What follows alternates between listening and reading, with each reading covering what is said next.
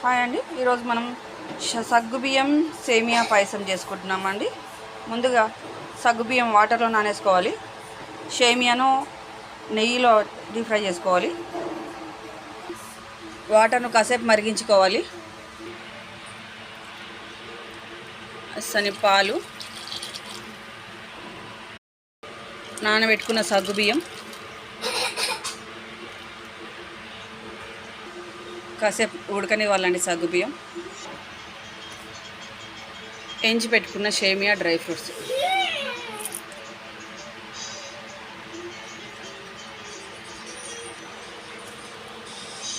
రుచికి సరిపడా పంచదార,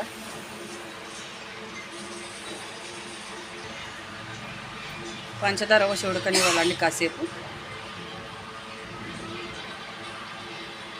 అయిపోయింది ఫ్రెండ్స్, సగ్గుబియ్యం సేమియా పాయసం. చూడండి ఫ్రెండ్స్, ట్రై చేయండి. ఇది తప్పక రెసిపీ నచ్చినట్టయితే లైక్ చేయండి, షేర్ చేయండి, సబ్స్క్రైబ్ చేయండి. Bye friends.